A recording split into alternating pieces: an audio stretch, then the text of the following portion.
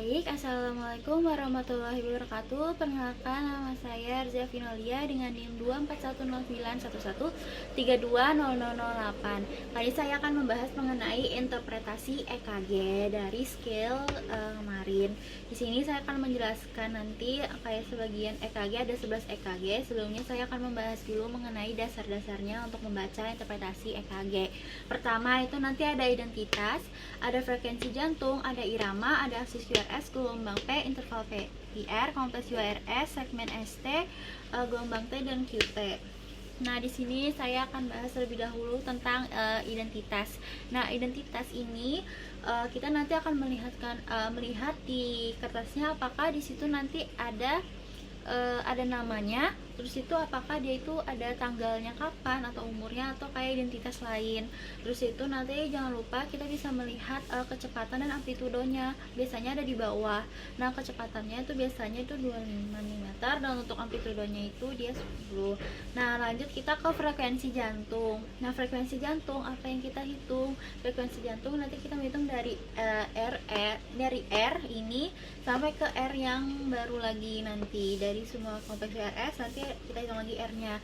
Biasanya caranya itu kalau misalnya kotak besar bisa hitung di kotak besar itu 300 dibagi sekian. Terus untuk kotak kecil itu biasanya 1500. Nah, lanjut setelah 1500 kita ke irama. Nah, irama itu apa yang kita cek, apakah dia itu teratur atau tidak. Terus itu kita juga melihat gelombang P nya itu ada nggak setiap ada kompleks URS-nya, apakah dia ada. Nah, kita itu biasanya disebut ada sinus irama. Terus itu ada aksis QRS. Di sini saya akan bahas dulu sebentar.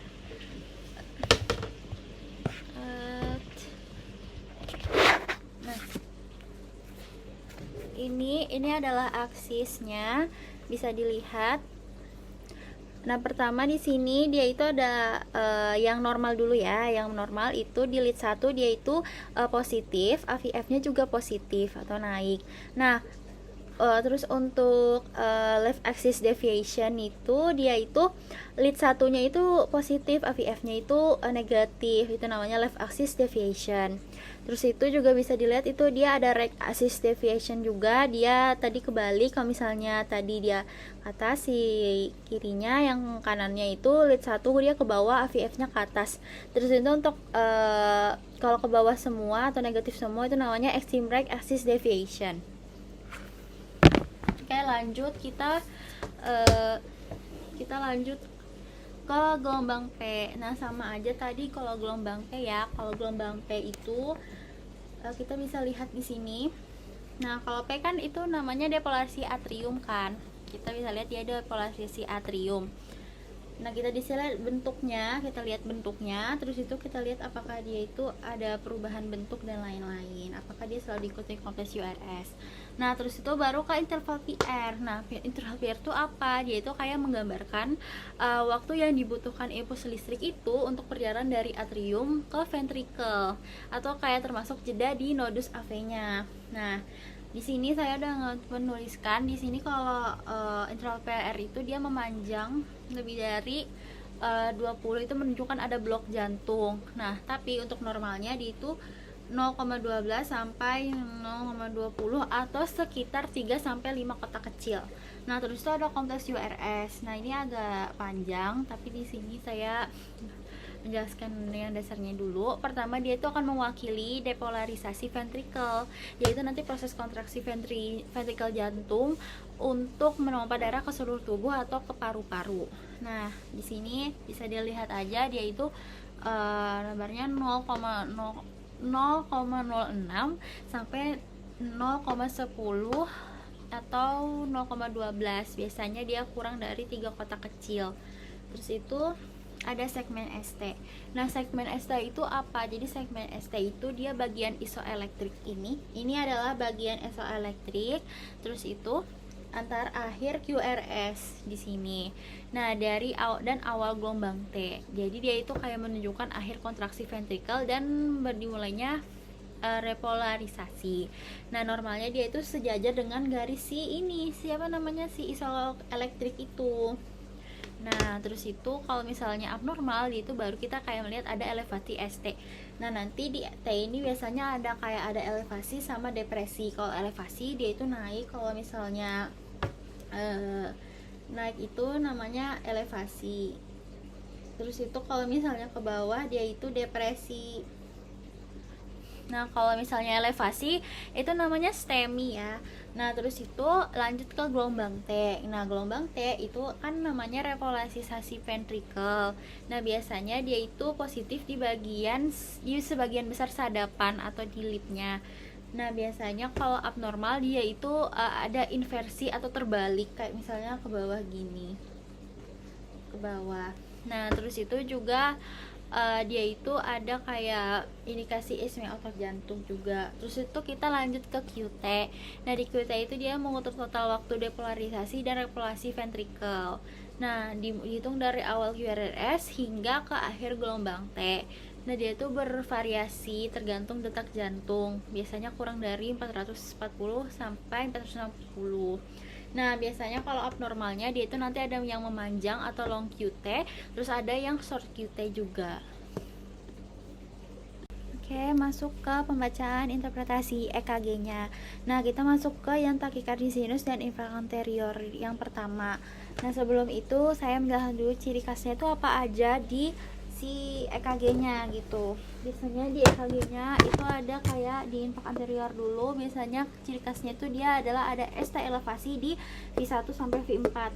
Terus untuk takikardi sinus dia frekuensinya itu di atas 100, terus iramanya itu masih tetap teratur, terus ada gelombang P-nya itu masih normal juga, di lead 1 dia masih positif dan di AVR-nya dia negatif. Terus itu gelombang P masih diganti oleh QRS, terus PR intervalnya juga masih normal dan QRS-nya tuh masih juga ada sempit gitu. Nah, kita lanjut aja sebelum kita masuk ke yang dari kampus. Ini adalah sinus takikardi yang sebenarnya. Bisa dilihat dia tuh kayak ada sempit, beda dari yang bradikardi. Kalau bradikardi dia tuh nanti ada pelebaran, nanti saya tunjukkan setelah ini. Lanjut ke hasil dari EKG-nya yang dari kampus. Ini pertama tadi kita cari dulu yang ciri khasnya ya. Tadi kan katanya ciri khasnya itu pertama di frekuensinya dia tuh di atas 100. Di sini tadi saya ada mencari juga dia itu ada dari RKRPR itu 14 kotak kecil, jadi 1500 di 1500 dibagi, kelihatan enggak ya, 1500 dibagi 14. Nah, 1500 dibagi 14. Nah, dia itu adalah 107. Nah, kalau sudah 107 kan normalnya itu adalah 60 sampai 100. Di sini 107, berarti dia itu bisa dibilang takikardi ya.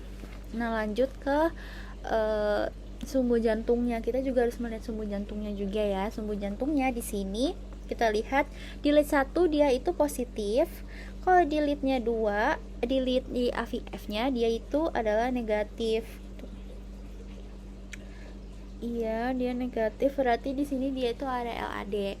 Terus apakah gelombang P-nya itu normal gitu? Kita lihat di sini gelombang P-nya di sini apakah dia itu normal. Biasanya katanya itu dia kurang dari 3 kotak atau 3 kotak kecil lah. Kita hitung di sini karena ini enggak terlalu kelihatan, saya tidak bisa membaca. Saya coba yang di sini. Oke, di sini juga dia bisa dibaca ya. Ini ada 1, ada 2. Jadi masih normal aja. Terus itu kita lanjut ke interval PR tuh. Nah, di sini kita baca di sini apakah dia itu interval PR itu dia itu sekitar 3 sampai 4 kotak kecil. Kita baca di sini. Di sini kelihatan enggak ya? 1 2 1 2, 3, 4. Oke, masih normal aja ya, karena tadi kan normal rentangnya 0,12 sampai 0,20. Terus itu lanjut kita ke kompleks URS. Nah, untuk kompleks URS dia itu juga sama, apakah dia itu 3 kotak kecil. Kita lihat 3 kotak kecil, apakah URS-nya 3 kotak kecil di sini. Ini 1 lah. 1, 2. Oke. Dia itu bisa dibilang masih normal ya. Terus itu kita melihat segmen ST. Nah, di segmen ini tadi katanya apakah ada ST elevasi. Untuk kita mengetahui infrak anterior, kita lihat di F1-nya, di V1. Ini V1. Nah, di sini dia itu ada kenaikan ya. Dia ada elevasi. Di V2-nya apakah dia ada kenaikan? Di sini ini dia ada elevasi. Di F3-nya dia ada elevasi juga. Di F4-nya juga dia ada elevasi. F5-nya juga dia ada elevasi, dan F6-nya juga dia ada, di F5 juga ada elevasi itu. Terus juga di sini T-nya tuh ada yang inverted atau ada yang kebalik juga di sini. Nah, mungkin itu dia ya tadi kenapa dia itu ada sinus gitu, kayak kenapa dia itu dibilang sinus takikardi, karena tadi dia itu di sinusnya ada kayak ada gelombang P normal sebelum QRS. Terus kenapa dibilang takikardi, karena tadi frekuensi jantungnya itu di atas 100 atau kayak tadi 107. Terus itu kenapa dia dibilang itu ada infrak inferior, karena di V1 tadi sama V4-nya kan tadi ada kenaikan ya, di ST-nya ada elevasi. Jadi dia makanya bisa dibilang juga ada infrak anterior atau kayak ada STEMI-nya.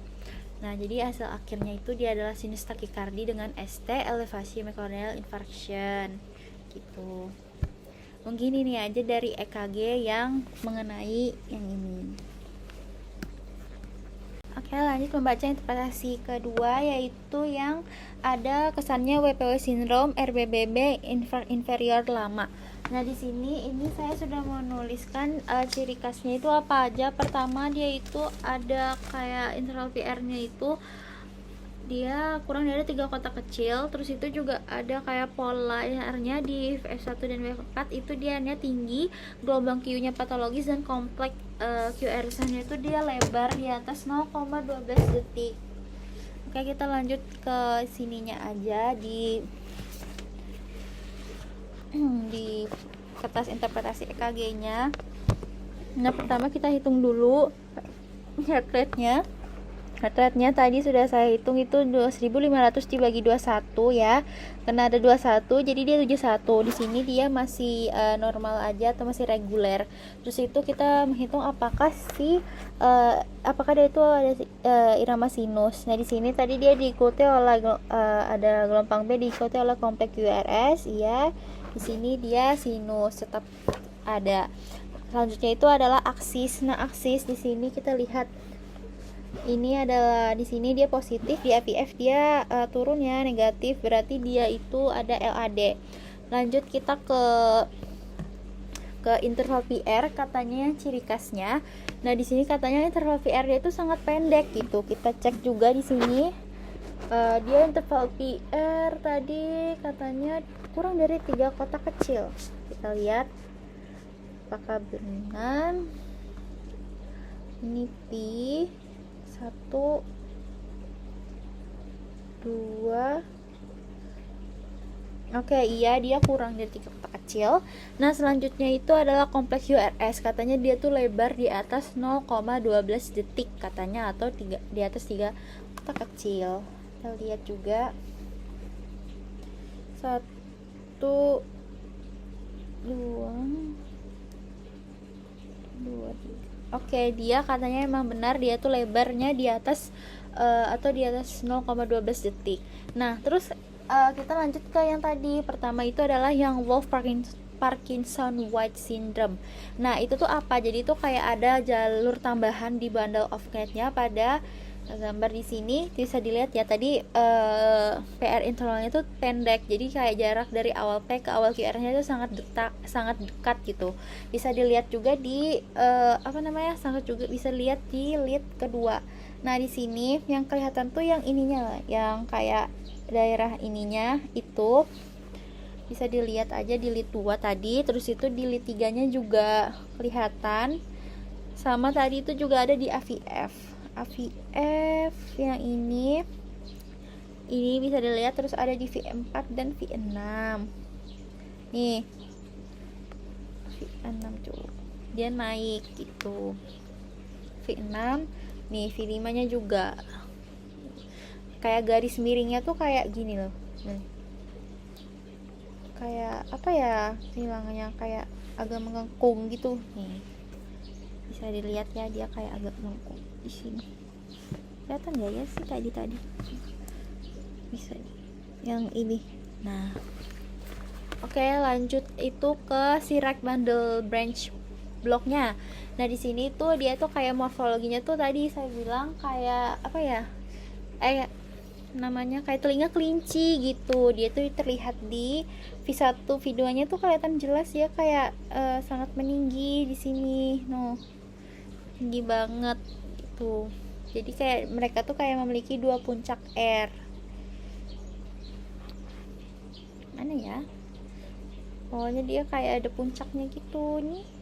Ada 2 puncak. Nah, selanjutnya itu dia QR-nya juga lebar katanya. Emang di sini kelihatan lebar ya, dia kayak lebih di atas 3 kotak tadi. Nah, terus itu bisa dilihat lagi ya, di sini ada tadi katanya OMI inferior gitu. Berarti gelombang Q-nya patologis, terlihat di lead 2, di 3 dan AVF. Kita lihat di sini ya. Di sini tadi kayak dia tuh sini kelihatan kan dia kayak naik banget, kayak ada Q patologisnya. Di sini. Tuh. Nah, jadi tadi tuh ini tuh adalah kayak sinus rhythm gitu. Tadi headline-nya 78 masih normal, terus ada WPW syndrome-nya tadi, terus ada rack bundle break block-nya, dan ada all inferior-nya. Gitu. Oke, lanjut ke sini ada yang hipertrophy ventricle kiri dan atrium kiri, dan infrak ada iskemia anterolateralnya juga. Oke, kita masuk aja. Jadi tadi ciri khasnya bisa dilihat, ini ada dari infrak ventricle kiri V1, V3 itu gelombangnya S-nya dalam, V5 sampai V6 itu gelombang R-nya tinggi. Terus kalau di hipertrophy atrium kiri dia ada P-nya itu lebar di atas 0,12 detik, terus bentuknya itu kayak ada M. Terus itu ada infrak, ada ST elevasi, sama V1 sampai V4 ada iskemia anterolateral, dia itu S-nya depresi, T-nya inversi gitu. Kita langsung ke dapat EKG-nya di sini. Nah, pertama yang kita hitung tuh kan sinus. Di sini tentu aja dia itu diikuti ya gelombang P. Jadi dia adalah gelombangnya sinus gitu. Terus itu juga interpretasi. Terus juga lanjut ke heart rate-nya. Ke heart rate-nya kita bisa hitung juga. Tadi sudah saya hitung yaitu 300 dibagi 3. Terus bagi 3 itu adalah 100. Jadi masih normal aja. Kayak batas atas normal gitu. Oke, terus lanjut ke aksis jantungnya. Kita lihat di LIS 1. Di LIS 1 dia positif, terus di AVF-nya dia agak nampak ke bawah ya. Jadi kayak dia ada LAD-nya. Oke, lanjut kita ke gelombang P. Gelombang P kita juga bisa lihat ya di sini di lead 2. Di lead 2 di sini kita lihat apakah dia itu normal atau enggak. Di sini kita bisa lihat dia tuh gelombang P-nya itu agak tampak lebar ya di sini. Dan dia tuh berlekuk juga. Langsung ke kompleks QRS-nya. Kita menentukan di sini yang menentukan left ventricular hipertropinya gitu. Nah, saya pernah baca dia itu di S di V1 R dan ditambah R di V5 sampai V6, terus itu dia itu harus di atas 35 mm gitu. Kita lihat di sini di S-nya di V1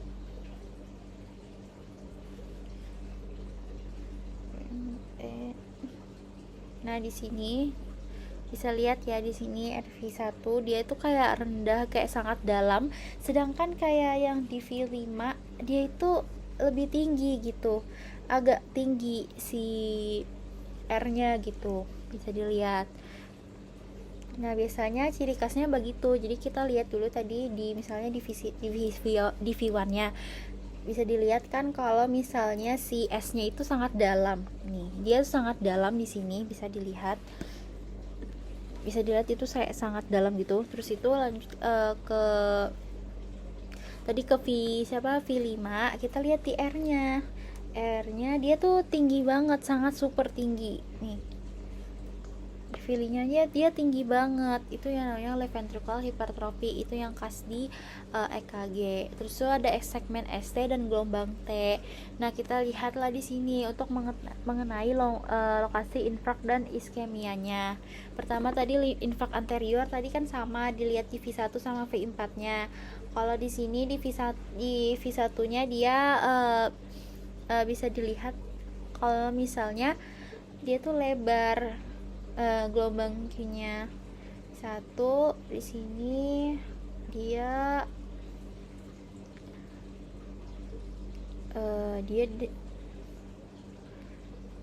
kelihatan di sini dia itu depresi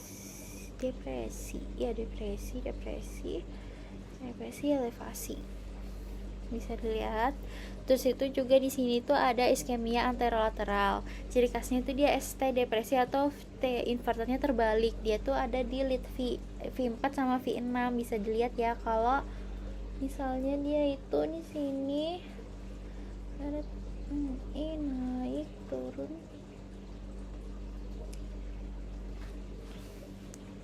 Di sini tuh kayak depresi kelihatan banget di V4-nya. Ini tuh depresi. Terus juga di V ini juga depresi. V6-nya juga depresi di sini kelihatan itu. Jadi kayak terlihat adanya ST depresi juga dan T inverted yang sangat jelas pada ratelar tadi.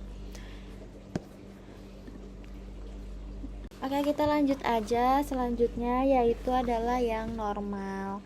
Kalau yang normal itu ngikutin yang tadi saja. Pertama itu kita melihat apakah ini ada sinus atau tidak. Yaitu sinus atau tidak. Pertama yaitu kita melihat gelombang P-nya apakah dia itu diikuti oleh kompleks QRS. Di sini ada ya gelombang P-nya, berarti dia itu sinus rhythm. Terus itu lanjut ke yang R ke R atau frekuensi jantungnya. Tadi sudah saya hitung, yaitu tadi dia tuh 23 berarti 1500 dibagi 23 itu adalah 65. Ini masih normal karena normal tadi 65 sampai 100. Terus itu baru aksis jantung. Kita lihat di sini lead satunya dia positif, di AVF-nya juga dia kelihatan positif ya.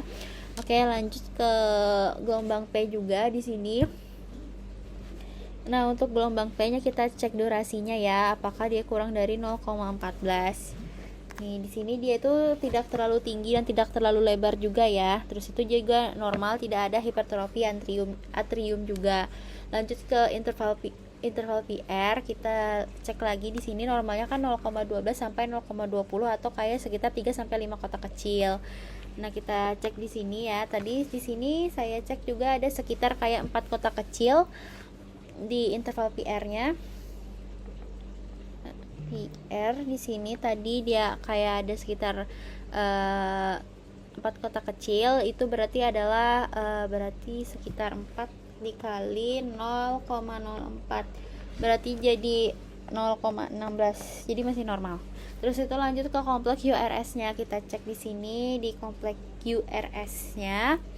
Kita ya yang normal kan 0,12 ya, tadi sekitar kayak 3 sampai berapa 4 kotak gitu. Di sini kita cek di sini ya, dia di sini 1, 2, 3. Oke, ini normal saja. Lanjut, dia tuh normal, tidak ada hipertrofi ventrikel. Terus tuh kita lanjut ke segmen ST atau di gelombang T, apakah dia tuh ada elevasi, depresi atau T infarkt. Kita cek di sini semuanya. Oke, dia satunya juga misalnya kayak gini ya, dia di sini ini masih mengikuti saja. Oke, ini tidak ada kelainan iskemi atau infark juga ya. Jadi di sini iramanya itu teratur, gelombang PQRST-nya juga memiliki bentukan ukuran yang sesuai. Terus si gelombang R-nya juga tadi berjalan lancar, terus tidak ditemukan tanda-tanda patologis. Oke, kita lanjut ke sebelahnya, itu adalah ada kesannya adalah RBBB infark inferior. Nah, pertama tadi iramanya. Di sini saya lihat di sini dia ada gelombang P-nya juga mengikuti QRS, sama ada irama sinus di sini juga. Terus itu juga kita hitung hartanya tadi sudah saya hitung, yaitu 300 per 3,5 itu adalah 85. Jadi masih normal aja. Terus tuh kita lihat aksis jantung di lead 1 dia positif, terus di AVF-nya juga dia itu masih defleksi sih, dia defleksi positif gitu. Nah, terus di sini kita lanjut ke kompleks URS yang ciri khas RBBB tadi. Nah, RBBB kan tadi tuh ciri khasnya kayak telinga kelinci ya. Nah, di sini kita cek ya, di sini durasi QRS-nya tuh melebar. Kita lihat ya di V1. Nah, di sini kayak ada telinga kelincinya kan, kayak menyerupai ke telinga kelinci, terus tuh kayak tinggi dari R awal gitu. Nah, lanjut ke segmen ST atau Q patologis, kayak biasanya ciri khas infark inferior ya. Kita lihat di lead, kita fokus ke lead 2, lead 3 sama lead 3, lead 2, lead 3 sama AVF. Nah, di sini bisa dilihat ya, di sini kayak kita lihat gelombang Q-nya apakah kayak ada dalam dan lebar. Biasanya tuh dia di lebih dari 0,04 detik. Kita lihat di sini. Nah, kelihatan aja ya dia kayak dalam banget Q-nya. Di sini dia dalam, terus itu kita cari juga ST-nya. Nah, biasanya kalau di OTMI atau infrak lama, biasanya ST segmennya itu sudah kembali isoelektris, namun tetap Q-nya masih ada. Jadi kayak walaupun ini, tapi dia tetap Q-nya masih ada gitu, masih ikut gitu. Nah, ini dia tadi hasilnya ya. Tapi pokoknya tadi ciri khas RBB dia kayak ada telinga kelinci, terus infark inferior tadi sama aja. Sama kayak ada inferior lama gitu. Oke, lanjut kita ke ciri khas yang selanjutnya adalah Big Emini. Nah, itu adalah pola irama jantung yang berpasangan, di mana satu detak jantung normal disusul oleh satu detak abnormal secara bergantian. Nih misalnya di foto ini tuh PVC. Nah, kayak gini dan gini. Nah, nanti polanya itu kan pasangan. Jadi irama yang terbentuk itu nanti ada normal, terus itu nanti ada VPC, terus itu ada normal lagi, ada VPC, normal, VPC, normal, VPC gitu. Terus tuh adanya VPC itu apa? Jadi itu adalah prematur ventricular contraction. Dia itu yang kompleks URS yang pada detak abnormal terlihat lebar dan arahnya itu biasanya di atas 0,12 detik. Biasanya juga dia tidak didahului oleh gelombang P. Terus itu juga pada normal VVC ini setiap kompleks QRS yang lebar selalu diikuti oleh gelombang T yang awalnya berlawanan dengan defleksi utama QRS-nya. Terus juga jaraknya teratur meskipun detak jantungnya itu tidak normal secara keseluruhan, tapi bola back ini seringkali juga teratur gitu. Bisa lihat kan ini kayak normal, terus ada VVC, terus itu ada normal lagi, ada VVC, normal, VVC gitu. Oke, lanjut kita ke infark anterior akut. Pertama sama aja tadi kayak infark sebelumnya. Nah, jadi pertama itu kenapa dia itu dibilang kayak akut nanti di sini. Jadi nanti kan ST elevasinya nanti kan bisa dilihat ya yang menghadap di anterior kayak V1 sampai yang V4 kayak tadi. Nah, biasanya dia itu ada ST elevasi kan tadi di F1 sama F4, terus ada pour air wave. Nah, dia itu kayak gelombang T yang tidak bertambah tinggi secara normal dari V1 sampai V4 tadi gitu. Nanti kita cek ya di sini. Nah, pertama tadi iramanya apakah dia itu ada sinus. Di sini tentu aja ada sinus ritem ya. Tadi ini ada P-nya mengikuti QRS, itu ada nama sinus reguler. Terus itu tadi heart rate-nya sudah saya hitung tadi, dia itu 21, berarti 1600 dibagi 21 jadi 71,4. Normalnya kan 60 sampai 100, ini masih normal. Terus itu ada aksis jantung. Kita lihat di lead 1, di sini. Lead 1-nya dia itu positif, terus di AVF-nya dia itu dia itu ke bawah, jadi ini negatif atau LAD. Terus ada gelombang P. Nah kita lihat di sini durasinya itu kan tadi kurang dari 0,12 detik, kayak 3 kotak. Di sini ini juga dia masih normal aja ya, masih normal, dihitung 1 2 normal.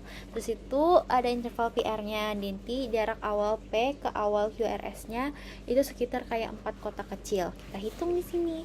1 2 3. Nah, ini masih normal aja. Langsung kita ke kompleks URS. Di sini kita lihat ya. Kompleks URS-nya 1 2 di sini itu masih normal ya durasinya. Nah, lanjut kita yang ciri khasnya tadi, yaitu di segmen ST dan gelombang T. Kita lihat di ST elevasi. Pertama di sini di F1-nya dulu. Di sini dia itu di sini dia bisa dilihat ya, di sini dia ada elevasi. Terus di V2-nya juga dia ada elevasi juga. Di V3-nya juga dia kelihatan elevasi. Terus itu di F4-nya juga dia elevasi. Terus tuh ada ST depresi juga. Di ST depresi dia itu ada di V2. Di video juga dia di lead 2, mohon maaf. Nah, di lead 2 dia juga di sini ada kayak depresi.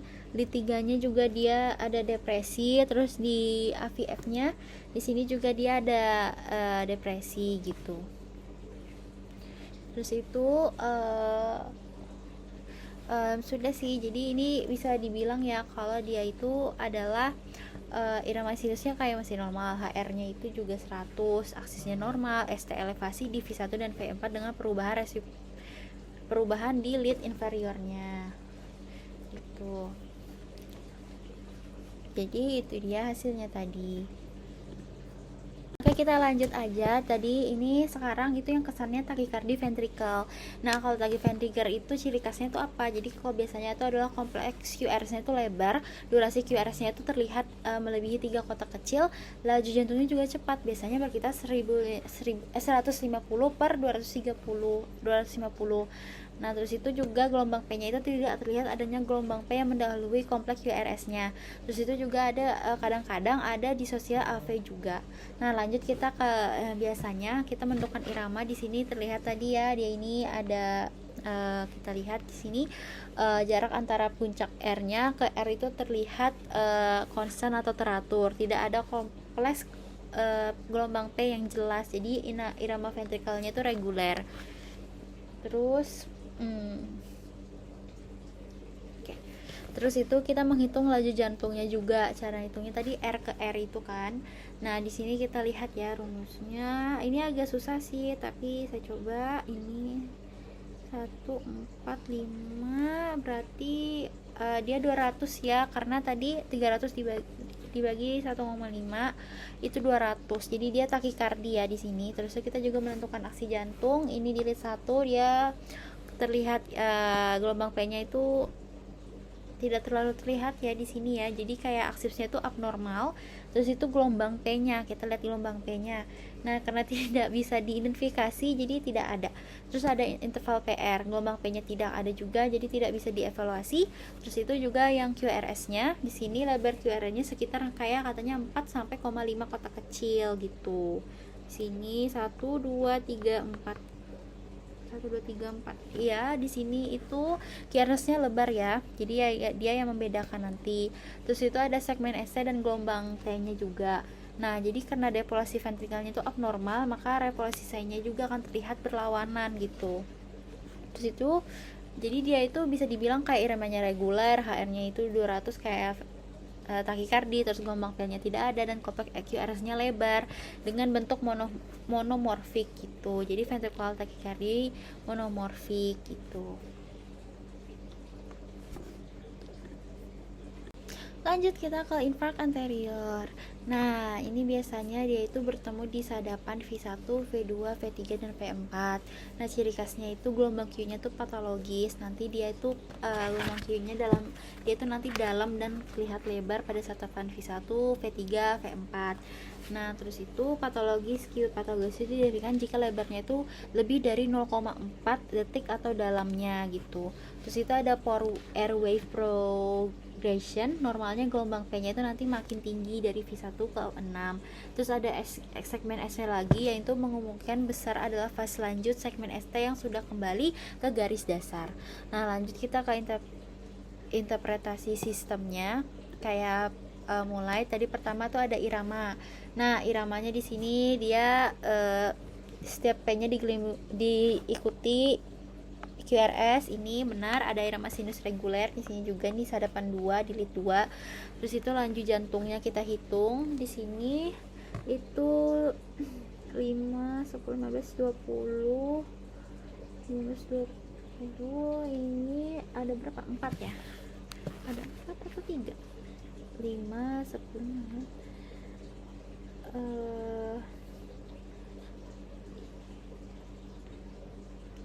berapa tadi ya? 1 2 3 4. Kayak dia masih normal ya, karena dia 75, itu berarti masih normal aja, masih normal.